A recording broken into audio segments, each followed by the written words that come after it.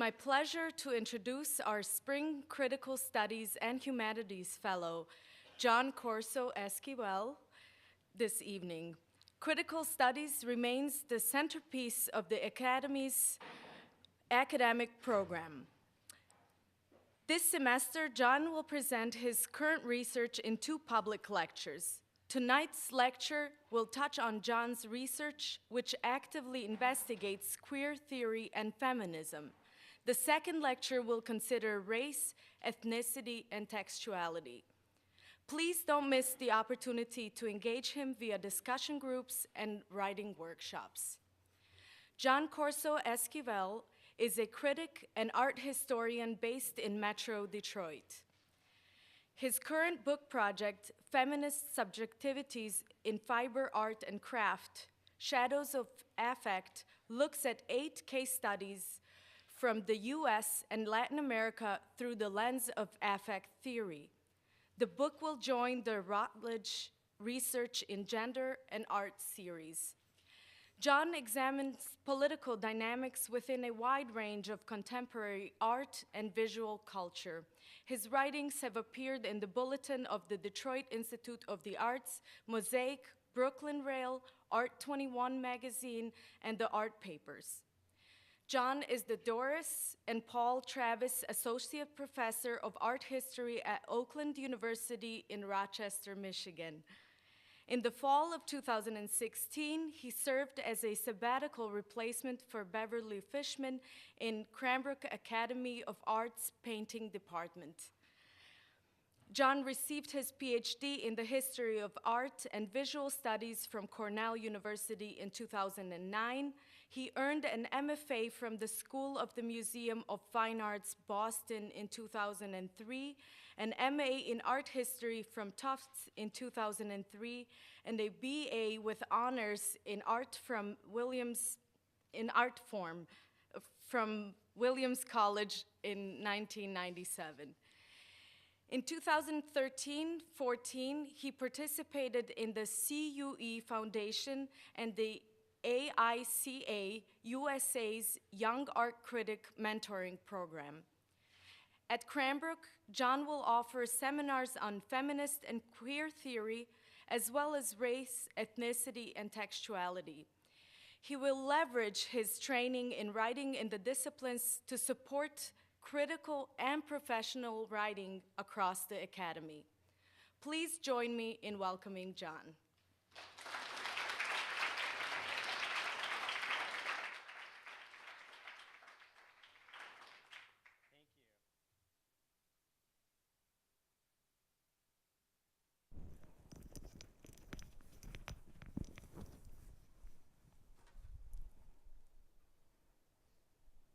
Okay, I'm going to do a quick mic check. All right, it looks pretty good. I like to walk around, so if you'll forgive me, I'm going to walk around while I give the talk. Keeps me moving. I wanted to thank everyone for coming. This is really humbling and absolutely thrilling to see so many people make it out tonight. So I appreciate everyone from the Academy and as well as friends from Oakland who've made it over here. Thank you very much. I'd like to start by borrowing your attention for the sake of writing. For folks who are at the Academy, there is a yearly symposium that Wayne State puts on for graduate students, and I wanted to suggest that if anybody's interested, we can put together a writing kind of virtual workshop, and if you're interested in submitting a call for paper, please go ahead and sign up on PeerGrade and use a class code. Get in touch with me soon, and if you're interested, we can see your paper all the way through, hopefully through acceptance and then revision for presentation. But I'd love to work with folks on that conference. So in the spirit of sharing work that's in progress, and I've talked about this a bit in my writing workshops, I'm going to be sharing work from the beginning of my book project that I've been working on for a few years and will be hopefully submitting by the middle of this year. And it is still in progress. So I was looking at my introduction and kind of preparing for tonight and realizing how many ideas are still in transition and forming. So hopefully I'll get some good ideas from your questions towards the end. I'm going to show some slides, and I will show a title slide at the very end that has all the images that I'm looking at.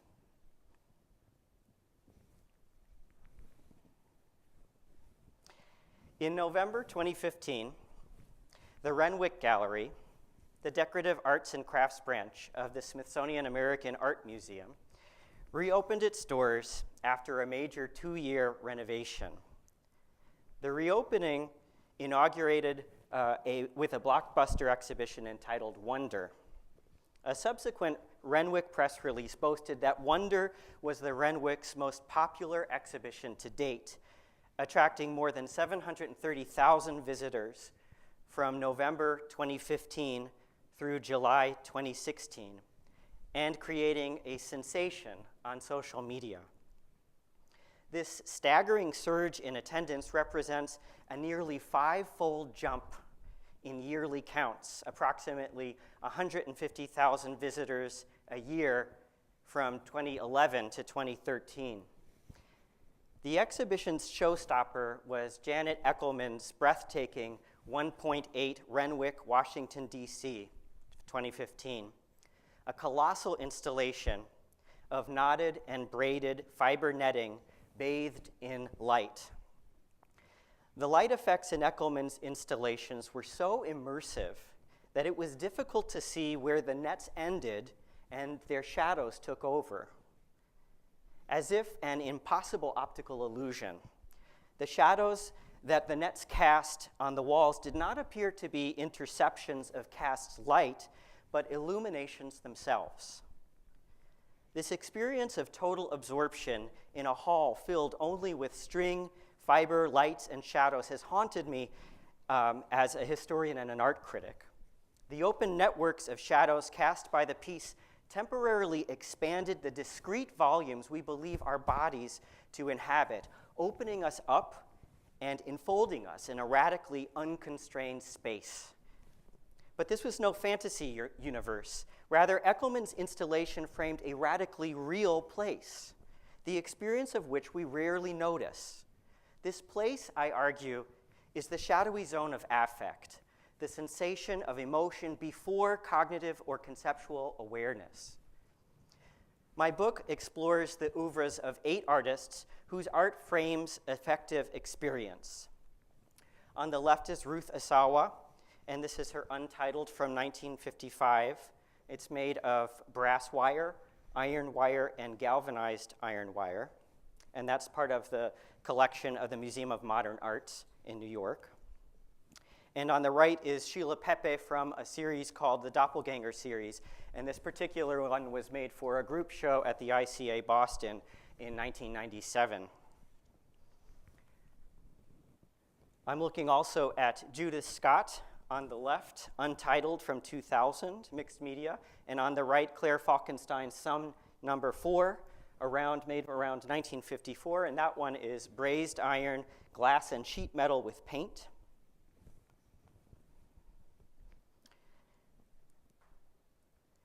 Shanique Smith on the left. This is one of her early Bale variants, number 6 from 2005. And on the right is Sonia Gomez, her installation from the Venice Biennale in 2015, curated by Okwi and Wezor, called All the World's Futures. On the left, Gego, her work Reticularia from 1969, installed in the Museo de Bellas Artes in Caracas. And on the right, another Eckelman called She Changes from 2005, installed in Porto, Portugal. All of these works use often simple materials, string, fiber, wire, mixed media, to create networks of shadow that elicit an effective response that challenges traditional understandings of subjectivity. Rather than closed, discrete subject positions, affective experience opens up the body to a permeable relationality to other bodies, things, and fields in a way that temporarily liberates us from the disconnected, ego-driven sociality required of contemporary capitalist society. Fiber art, in particular, enables artists to fabricate diaphanous sculptures that proliferate open networks of shadows. Working in these shadows, feminist artists reorient the hierarchical subject-object binary that undergirds the predominant paradigm of art viewing in the West. Instead, the feminist fiber art I examine offers open fields of shadows that encourage subjective art experiences characterized by affect, movement, sensation, and change. All of these, I show, have powerful political repercussions. These are some slides from Walt Disney's Peter Pan from 1953. So to evaluate these political repercussions, I begin with two questions. What is a shadow, and what is affect? The question of the shadow is one of ontology rather than physics, dealing with the constitution of the subject.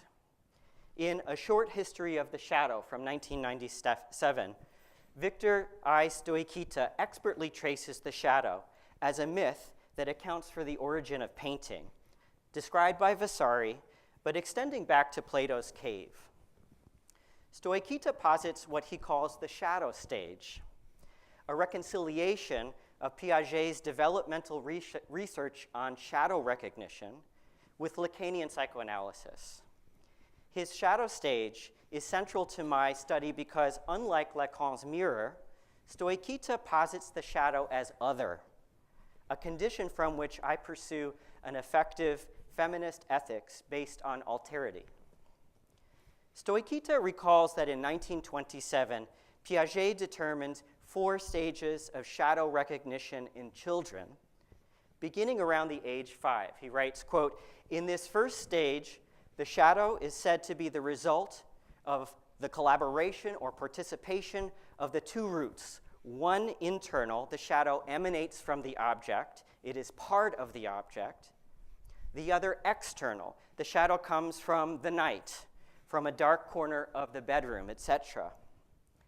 In the second stage, as the child reaches 6 or 7, Stoichita explains, quote, the shadow is seen to be the product of one single object. From that point, it is regarded as a substance emanating haphazardly from the object. By 8 years of age, the child can even predict where a shadow will fall, but only by the last stage, around 9 years of age, is the notion of the shadow as an emanation replaced by the notion of the shadow as an interception. Stoichita contrasts the shadow stage with Lacan's mirror stage. In the mirror stage, a child 6 to 18 months or so recognizes his reflection, and throughout, I'm not going to gender correct when the original sources use sexist language, so I'll keep their original language. Recognizes his reflection as his own image. In the shadow stage, however, he recognizes the shadow as other. This is Christian Boltanski. This is Theater of Shadows from 1984, and this is in the National Museum of Norway. A bunch of different materials, including tripods, halogen lamps, and a fan. French literary critic Denis Ollier similarly treats the shadow as a symbolic structure in his article, Surrealist Precipitates, Shadows Don't Cast Shadows. Rather than interpret the shadow in art as a subjective structure, either the same or other, Ollier types the shadow semiotically. Referencing American philosopher Charles Sanders Peirce, Ollier first discusses the shadow as an indexical sign. He writes, quote, less the representation of an object than the effect of an event. Smoke is caused by fire, cast shadow by the sun, end quote. But surrealists such as Dali, Ollier explains, who offer impossible shadows, de-index the shadow from its intervening object. This intervention changes the status of the shadow from an index to an icon by introducing, quote, an indecision that makes it difficult to know if one is faced with a real shadow or a represented one, if one is looking at a cast shadow or its image, if one is inside a space of the indexical type or looking at a space of the iconic type. And I thought that described this pretty well. For both Stoichita and Ollier, the shadow is symbolic, which is to say it is fully understood by relationships and relationality that at their core are structured by language. How else could self and other or icon or index relationships be established except in and through language. I submit that shadows can exist outside of language, and that non-symbolic affective experience holds political ramifications akin to those philosopher Henri Bergson draws out in contrasting open and closed societies. In the two sources of morality and religion, which traces the shaping of moral systems and the social organization of religious communities, Bergson writes, quote, "The closed society is that whose members hold together, caring nothing for the rest of humanity, on the alert for attack and defense, bound, in fact, to a perpetual readiness for battle. The open society, on the other hand, is the society which is deemed in principle to embrace all humanity, a dream dreamt, now and again, by chosen souls. It embodies on every occasion something of itself in creations, each of which, through a more or less far-reaching transformation of man, conquers difficulties hitherto unconquerable," end quote. Thus, the closed orientation promotes a myopic selfishness that the open orientation cannot condone. This distinction proves necessary to understand how feminist fiber art pursues a deeply political and altruistic aesthetic program predicated on effective, open subjectivities.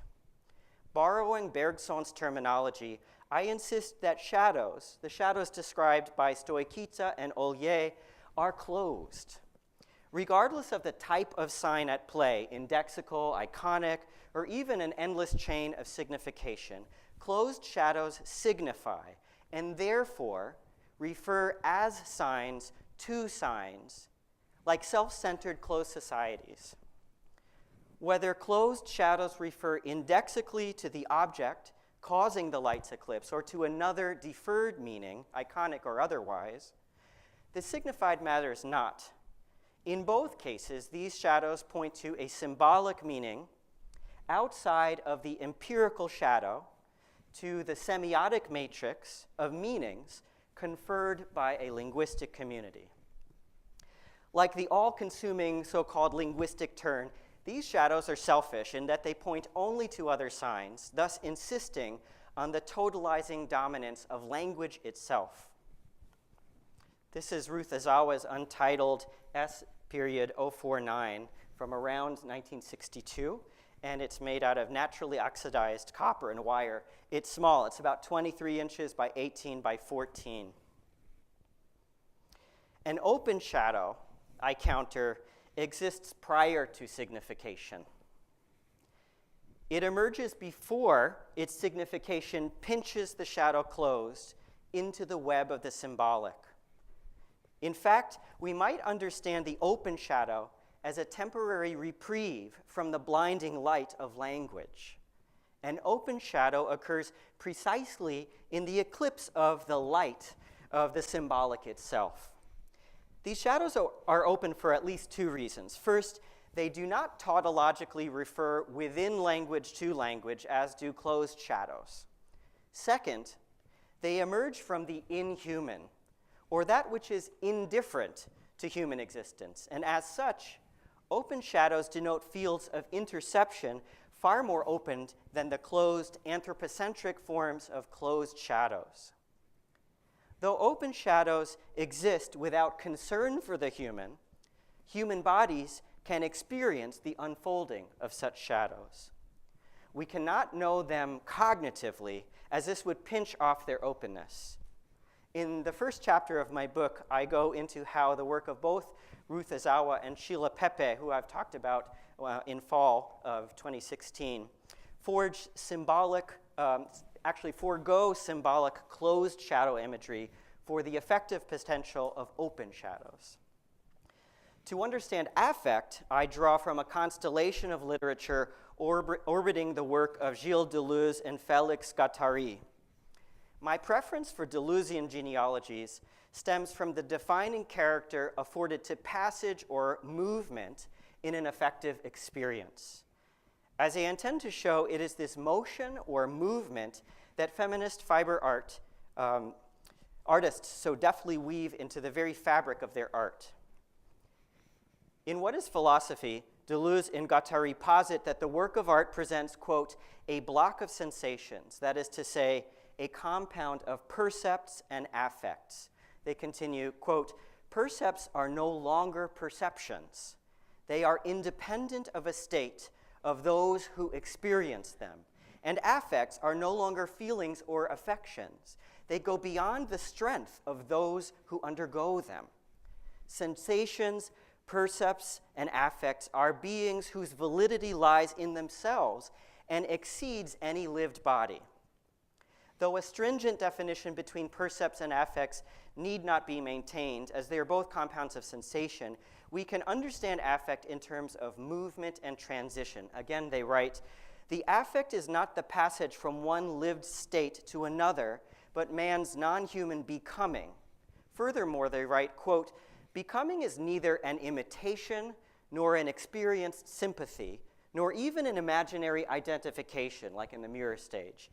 It is not resemblance, although there is resemblance. Rather, becoming is an extreme contiguity within a coupling of two sensations without resemblance, or on the contrary, in the distance of a light that captures both of them in a single reflection. This is not the transformation of one into the other, but something passing from one to the other. This something can be specified only as sensation. It is a zone of indetermination, of indiscernibility, as if things, beasts, and persons endlessly reach that point that immediately precedes their natural differentiation. This is what is called an affect, end quote. There are several felicitous images in this pretty dense passage here, so I'd like to unpack them a little bit. First, affect is a passage between states or percepts. But while those passages may occur in human bodies, they exceed those bodies and exist on their own. Thus, affects, percepts, and sensations exceed any single body and constitute a being or ontology of their own. In other words, affect is itself becoming. Second, affect is a passage between and through percepts. Following Deleuze's thinking in difference and repetition, I understand this as analogous to the differential in calculus. That is, percepts are not a priori points of perception on a graph through which the curve of affect passes, but rather the movement of the curve differentially is what enables any point to be discerned. Percepts are thus qualities, not quantities, sensed by bodies that arise from a change in intensity. If we were to imagine a body lying on the grass next to a tree, the sun's shadow passes along this body effectively, and at any given time we could see the shadow's image, a percept, at a given angle. But it is the passage that enables a momentary shadow to be discerned, and not vice versa. Thus, I use the word affect to encompass two conditions. Affect is a precognitive sensation that, in turn, is one of qualitative change or passage through a difference of intensity. A shadow of affect is an open shadow in which a body senses an interception of a field of light, a field of language, etc. In all cases, these shadows of affect fall not on closed bodies, but on indeterminate and still indiscernible bodies that precede their natural differentiation. These open bodies and open shadows, I will show, offer feminist subjective experiences liberated from the constraints of a psychoanalytically inscribed symbolic body. My understanding of affect is distinct from one gaining wide currency today in critical theory, which seems to play down the role of passage, suggesting that affect is a series of synchronic or even temporally transcendent emotional states. I insist that one does not experience an affect, but only the passage through affects. The new subjectivities described by affect theory enable me to bring aesthetics, a dimension currently missing, back to the discussion of contemporary feminist fiber art and craft. So artists like Izawa and Pepe use the delicate interactions of shadows to open up fields of awareness, Pepe's use of repetition, which I talked about in a speech a year ago, in particular, attunes our senses to minute differences as they emerge. Falkenstein and Scott entangle our visual and kinesthetic senses with their tightly bound assemblages. Gomez and Smith tie together recognizable swatches of textiles to molecularize identity at the experiential, affective level. And Gagel and Eckelmann suspend complex, often vast fiber and wire networks to engage our senses of movement, passage, and connection. Each of these case studies insists on the immediate, precognitive, phenomenal value of fiber art and craft to reconfigure art viewing bodies as open, sensing subjectivities. These cases offer critical complements to the dominant feminist narratives of Marxist or Lacanian art history. I admire the significant contributions of both social and psychoanalytic feminist art historians. Still, I worry that without alternative critical voices, feminist art criticism casts fiber art and craft into always supplementary and reactive positions. Premised instead on positivity, on pleasure, on intersubjectivity, new subjectivities in fiber art and craft offer contemporary criticism an effective framework from which to launch feminist social projects. I wanted to show a few of the kind of theorists that I'm wrestling with in the early parts of the book. Hopefully you'll know a bunch of these.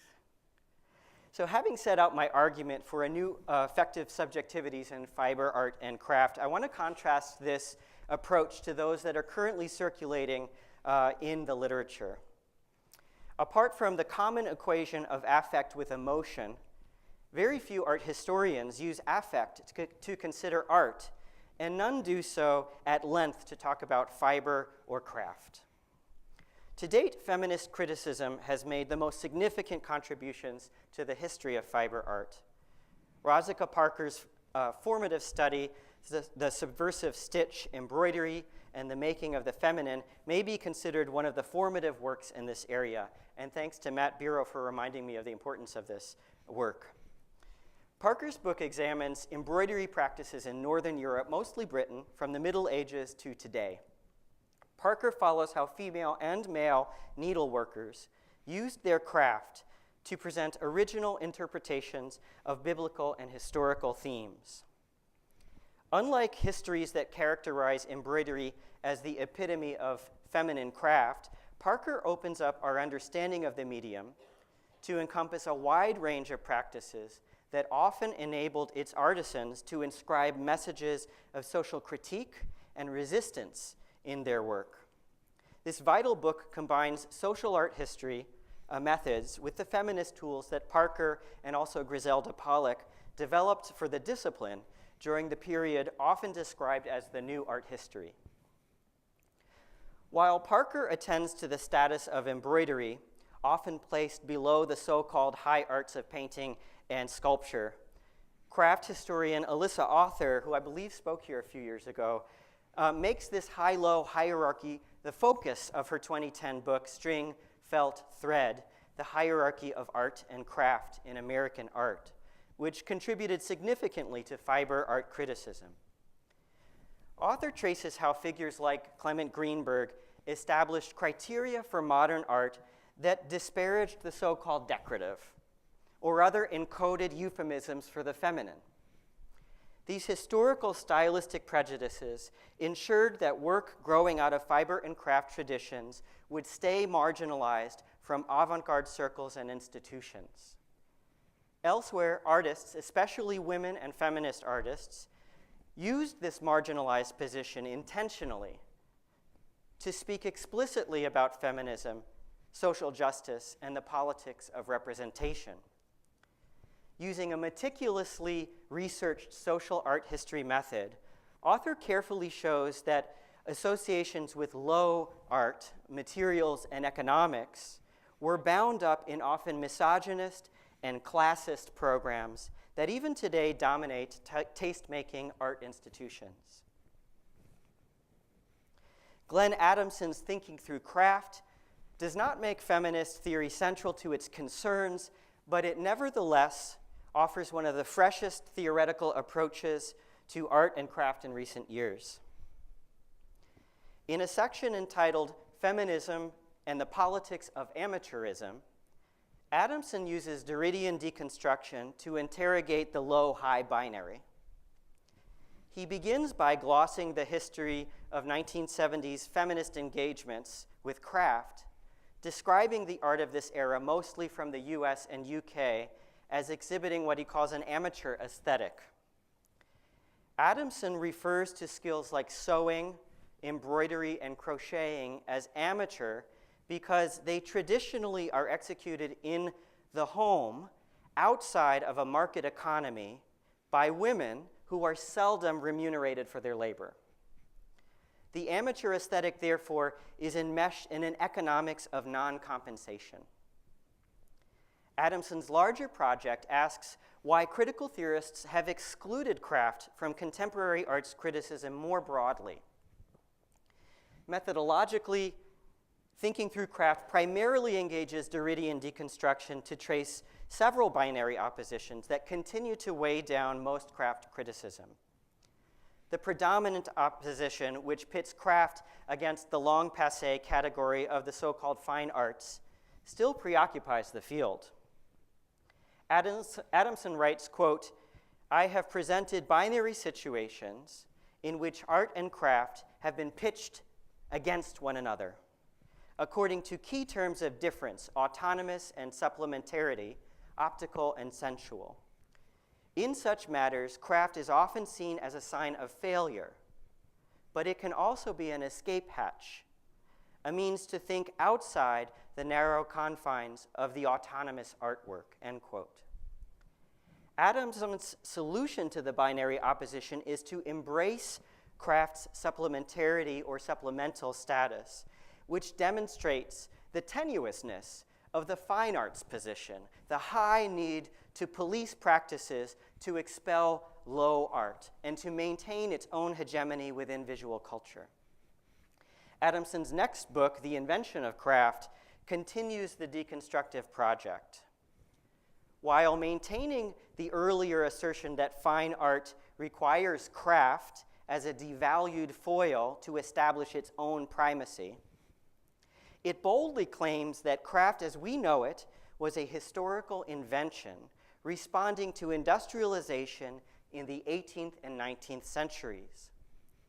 Offering a wide and convincing roster of examples as evidence, Adamson shows how the mechanical fabrication of goods formerly produced by hand yielded a number of aesthetic and technical differences, some desirable, like the speed of industrial methods, and others not, like the clumsiness of early wood-carving machinery.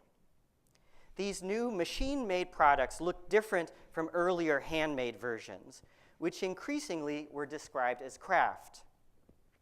The new category of machine-made goods created a need for and awareness of the concept of craft. Among Adamson's most important contributions to the field of craft criticism is his consideration of imperial and colonial economics in the emergence of the category of craft.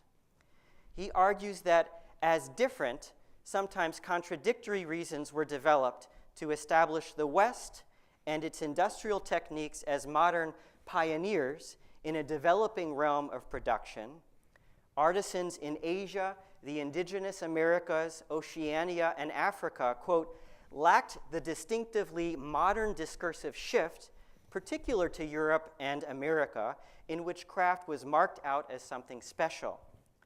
Indeed, even speaking of craft in these other contexts generally involves an imaginative projection in which certain forms of labor are isolated and interpreted in terms of a peculiarly modern Eurocentric worldview, end quote.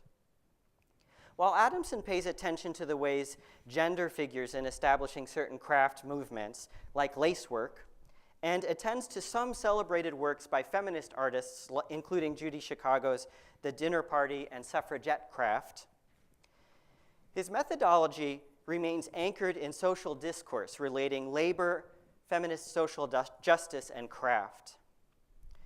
The invention of craft comes closest to addressing the motivating questions behind my own study in its socioeconomic methodology, which insists that industrial capitalism shapes not only the category of craft, but also its critical reception.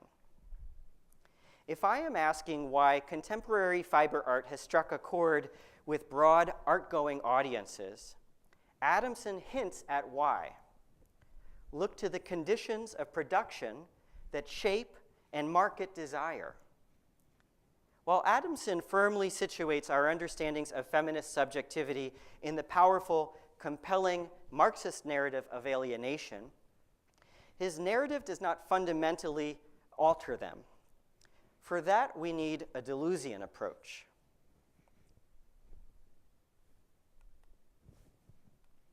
Okay. Deleuze and Guattari offer a complex critique in Capitalism and Schizophrenia, this unbelievable 2-volume book that describes exactly the post-Fordist economics that define today's world. Fundamental to their concepts of socioeconomics is the positive, productive role of desire. All bodies desire. This is an underlying condition of life. Moreover, desire is machinic. It is not conceived here in terms of a subject's desire for an object, but rather a mouth wants food, a cold hand reaches for heat. These are not conceptual or psychic structures, but rather machines moving towards that which they desire, looking for connection. Desire flows between machines and is a productive force. When bodies code desire socially, they connect their desires onto other bodies. Earth is the first body that satisfies desires for societies. Deleuze and Guattari write, quote, "The earth is the primitive, savage unity of desire and production. For the earth is not merely the multiple and divided object of labor, it is also the unique, indivisible entity, the full body that falls back on the forces of production and appropriates them for its own as the natural or divine precondition," end quote. Social machines that establish the body of the earth as that which they desire. They code flows of desire upon it. These flows are coded onto the territory of the earth. This is Hatshepsut's fallen obelisk at Karnak, and I appreciate my colleague Susan Wood for helping me find this image. She writes that here's a photo of Hatshepsut's fallen obelisk at Karnak. As you can see at the top of the shaft, which would be over here, she is embraced by Amun-Ra, and on the pyramidion over here, she kneels in front of him and who sets the blue crown on her head.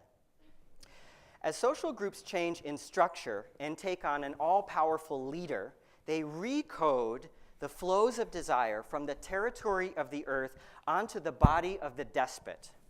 This reterritorialization of the flows of desire onto the full body of the despot engenders a complete reorganization of social desire. Deleuze and Guattari write, quote, "The full body, as socius, has ceased to be the earth. It has become the body of the despot himself, in this case herself, or his God. What counts is not the person of the sovereign, not even his or her function, which can be limited. It is the social machine that has changed. In place of the territorial machine, there is a mega machine of the state, a functional pyramid that has the despot at the apex, an immobile motor, with the bureaucratic apparatus as its lateral surface and its transmission gear, and the villagers at its base serving as its working parts," end quote. Thus, our desires, once coded onto the territory of the earth, are dehissed and detached from the earth's body. Under autocratic governance, our desire and labor are kind of recoded by this mega machine onto the body of the sovereign or despot, recalibrating the social machine entirely. Capitalism introduces the most severe recoding of desire and production. And of course, this is the Great Seal of the United States, the all-seeing eye of providence, and this is from a $1 bill. With capitalism, the desires of the socius are once again diverted, but now, instead of the body of the despot, all flows are focused on capital itself. This diversion is the immense deterritorialized flow that constitutes the full body of capital. Deleuze and Guattari explain that in order to effect this radical decoding, capitalism must constantly fight any state, like, for example, schizophrenia, as they show and I deal with in a later chapter, that reveals the breaks and the limits of capitalism, which capitalism seeks to hide. For Deleuze and Guattari, quote, capitalism is indeed the limit of all societies, as it brings about the decoding of the flows that the other social formations coded and overcoded.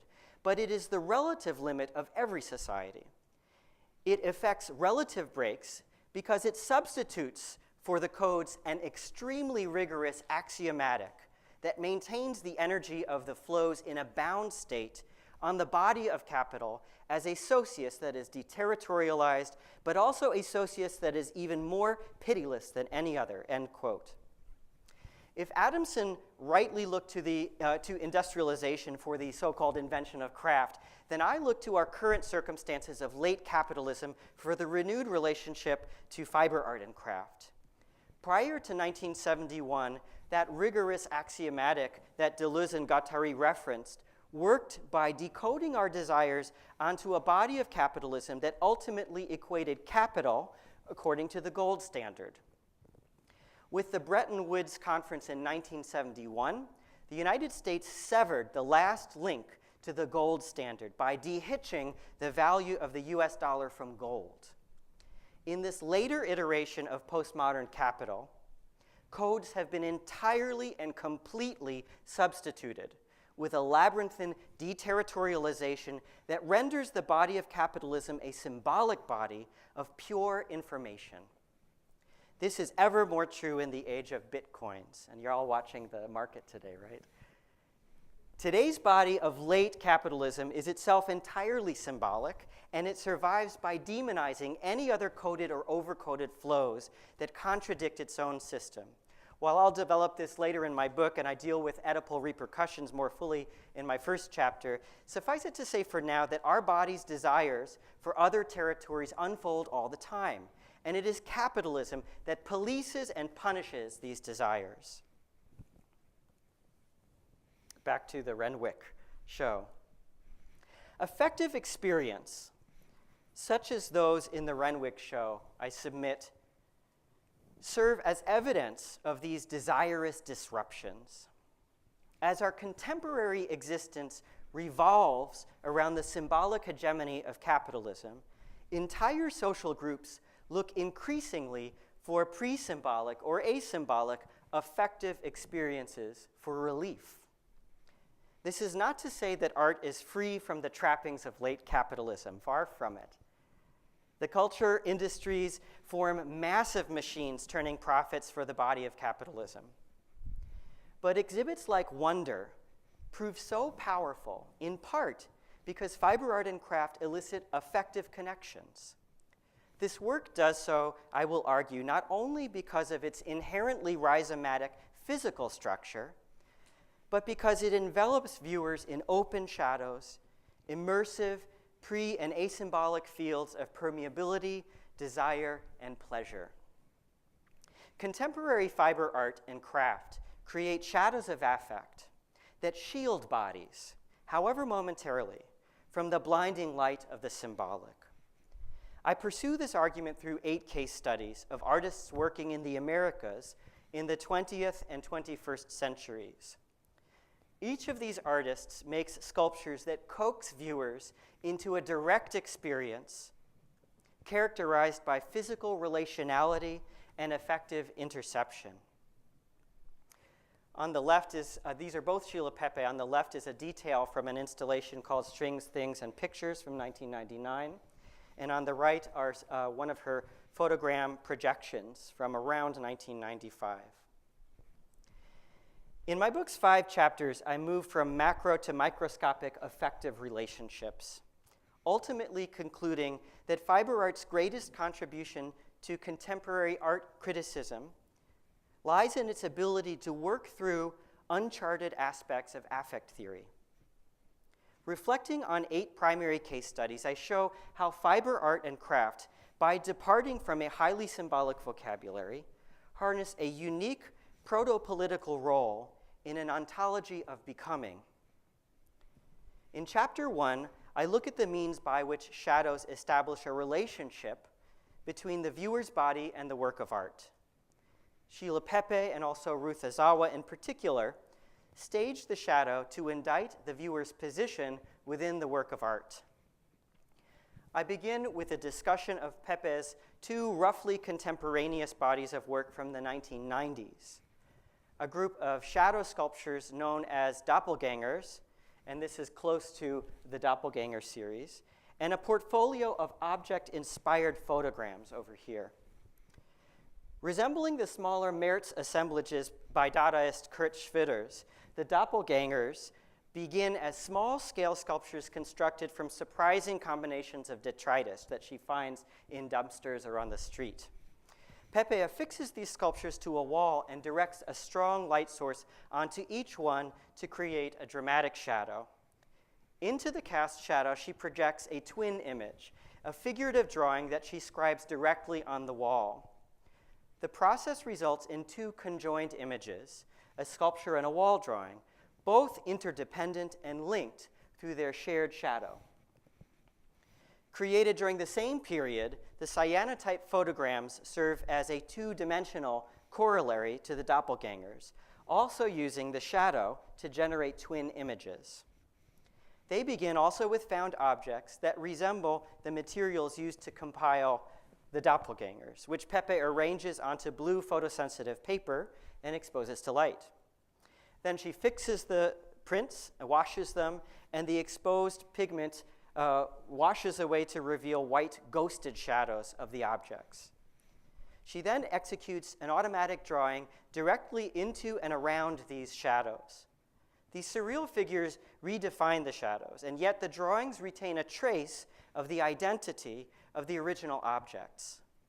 The shadows function as positive elements of design and negative space, but like in the doppelgangers, the drawings oscillate around the spaces marked by shadows. In both bodies of work, the shadow serves as a contact border between the worlds of sensation, the physical, and cognition, the ideal. Okay. I compare Pepe's early work to that of Ruth Izawa over here, an artist most active earlier in the 20th century.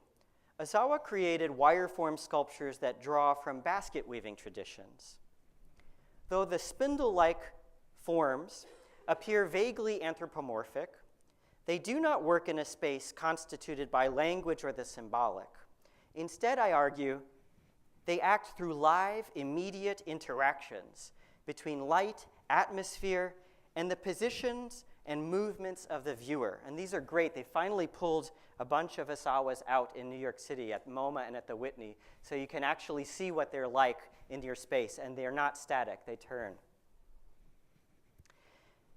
I use Pepe's and Izawa's works to talk about the symbolic order, the register of psychic experience that Lacan posits is structured by language. Pepe's imagery here deals directly with the Lacanian concepts of the phallus and so-called female lack, problematics which feminists and especially lesbian theorists have vigorously sparred with. Ultimately, I argue that Pepe abandons the fight against the patriarchal structure of psychoanalysis to work in an anti-Oedipal manner, more in line with the work of Izawa. That is, both artists make purely affective sculpture to sidestep the sexist problems of the symbolic.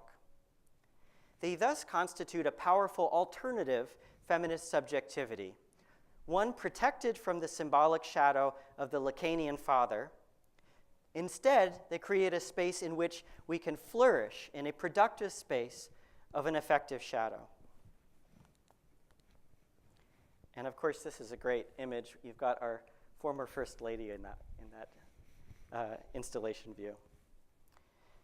So my book begins by looking at shadows and their unique ability to engage the in-between nature of effective response for both artists as well as viewers. When feminist artists discovered the power to reach the body directly, bypassing the often sexist pitfalls of psychoanalytic discourse, they focused on craft-based practices to move through the affective. Casting shadows, repeating stitches, and raveling fiber all provided modalities to explore stringed configurations of an ever-shifting subjectivity. String and fiber thus made for a new model of subjectivity premised on difference and emergence. But this ontological difference did not hinder artists from looking at particular aspects of difference, like gender, sexuality, race, and class. Instead, molecularized identity works at the affective level, even if these parts do not yet calcify into clear identity strata. Feminist fiber art affects bodies directly, not only through the mediated language of the symbolic. Through affect, the subjects of these artworks experience pleasure, collectivity, and connection through movement and passage. In a word, through becoming. Thank you.